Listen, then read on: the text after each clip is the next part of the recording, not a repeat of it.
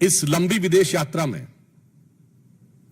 भारत ने कई महत्वपूर्ण उपलब्धियां हासिल की हैं।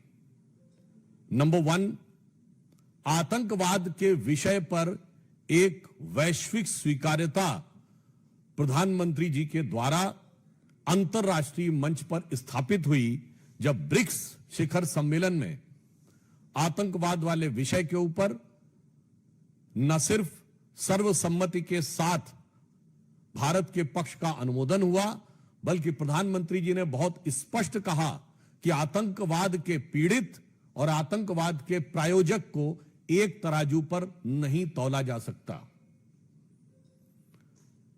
दूसरा, भारत अब विश्व की चौथी बड़ी अर्थव्यवस्था हो गया है और शीघ्र ही तीसरी बड़ी अर्थव्यवस्था बनने जा रहा है। तो हमारे आर्थिक हित और सामरिक हित बहुत से महत्वपूर्ण मेटीरियल्स के ऊपर निर्भर है, जिनमें rare earth metals, uranium, lithium, gold और डायमंड जैसे क्रिटिकल मेटीरियल्स हैं। घाना और नामीबिया जैसे देश जो इस प्रकार के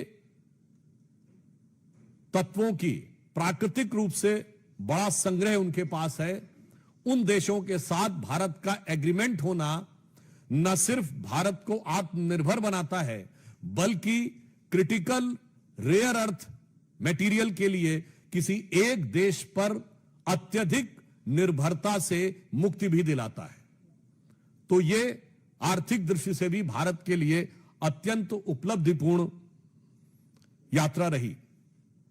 तीसरा, भारतवंशी समुदाय यानी इंडियन डायस्पोरा आज पूरे विश्व में एक बहुत प्रभावी और सृजनात्मक भूमिका निभाने वाला समुदाय है।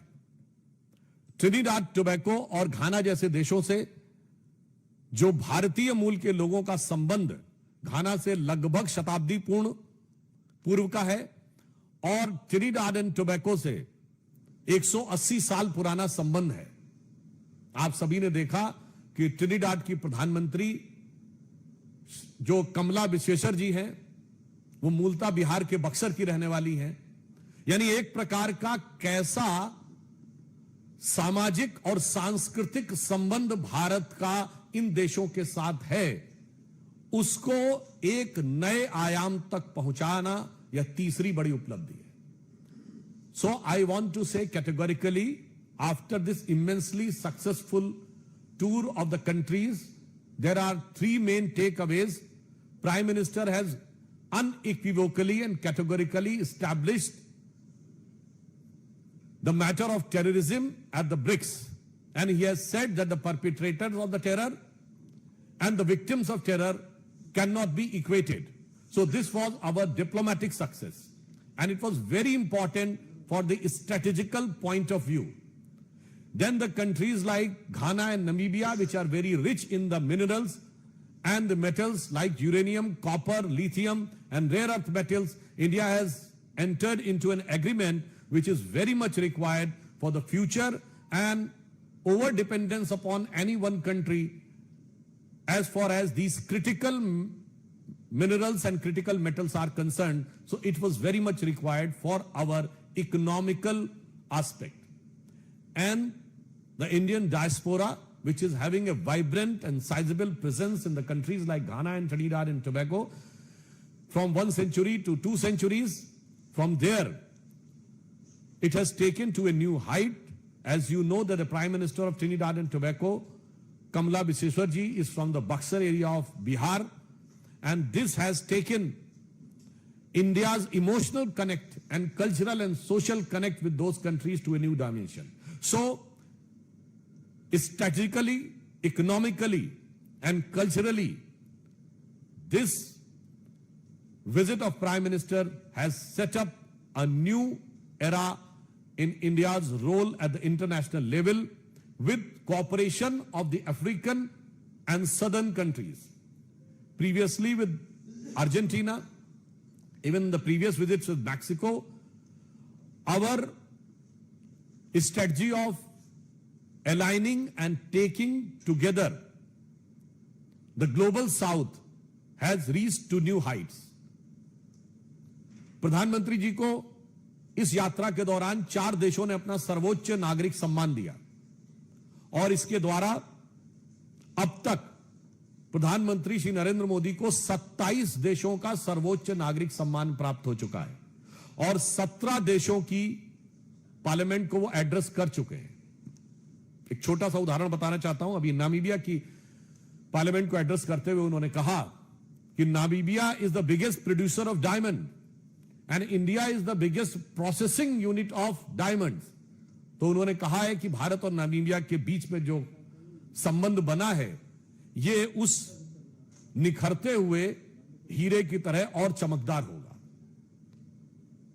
सो आई जस्ट वांट टू से कि ये जो 27 देशों का सर्वोच्च नागरिक सम्मान प्रधानमंत्री श्री नरेंद्र मोदी जी को मिला है, ये मात्र प्रधानमंत्री जी का सम्मान नहीं है। ये इस अमृत काल में भारत वैश्विक क्षितिज पर जिस रूप में उभर रहा है वो उस हर भारतवासी का सम्मान है। आप सभी जानते हैं कि भारतीय परंपरा में 27 नक्षत्र माने जाते हैं, तो मैं कह सकता हूं कि ये विश्व के आकाश पर जो प्रधानमंत्री श्री नरेंद्र मोदी जी को 27 सम्मान मिले हैं, ये विश्व के आकाश पर भारत की उभरती हुई शक्ति, भारत की उभरती हुई स्वीकार्यता के 27 ज्वाजल्यमान प्रतीकों की तरह है, जिसे अगर एक पंक्ति में मैं कहूं तो मोदी जी के इस यात्रा का संदेश सारगर्भित है। यह आदर है भारत का जो भारत के जन जन को समर्पित है।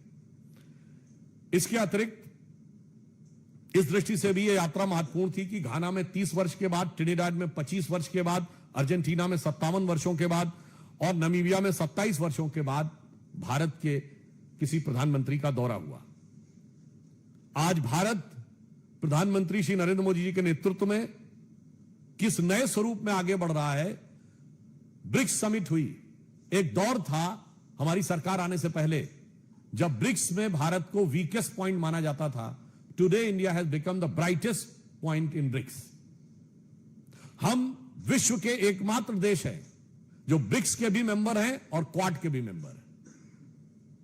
यह दर्शाता है कि प्रधानमंत्री श्री नरेंद्र मोदी जी के नेतृत्व में भारत की विदेश नीति अब एक नए युग में प्रवेश कर गई है।